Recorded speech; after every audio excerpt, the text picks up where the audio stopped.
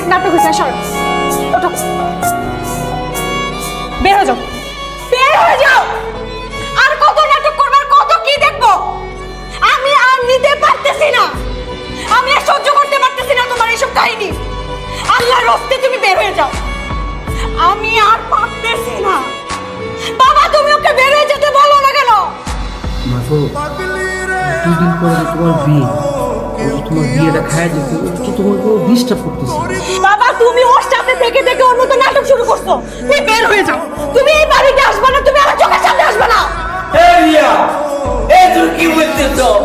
কি বলতেছ তোর বন্ধু? আমার বন্ধু জামিল ঢাকা থেকে গ্রামে আসবার করে আমার বন্ধু কামলার মতো কেটে গেছে তোমার বাসায়। এই বন্ধু নোংরা ডোবা পানির ভিতরে পড়িয়েছিল তোমার বাসার গরুর গোয়ালের সাথে। গোয়াল ঘরে আর বন্ধু গোয়াছে। আর কি চাও, আর কি চাও তুমি? আর কি করলে তোমার কাছে মনে হচ্ছে কি আর বন্ধু তোমারও ভালোবাসে?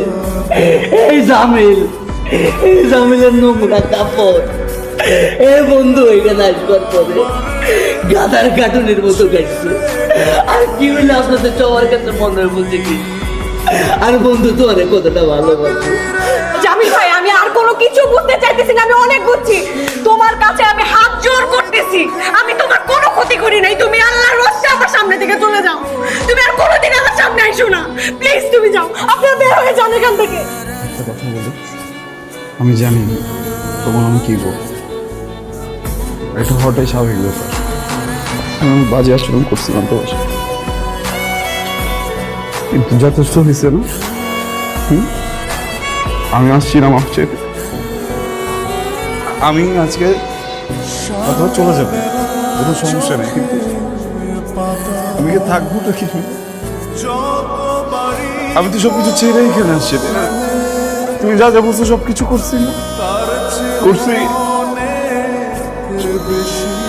কি কোনটা বাদ আছে আমি একটু বলো, আমি ওটা করে দিচ্ছি, কোনো সমস্যা নেই। আমি তো তোমাকে ভালোবাসছি, তুমি তো আমাকে ভালোবাসছো। একটা আমার অনেক ইগো, তুমি বুঝছো না এটা আমার অনেক ইগো। তুমি আমার চোখের সামনে আর আসবে না, তুমি আমার চোখের সামনে আসবে না।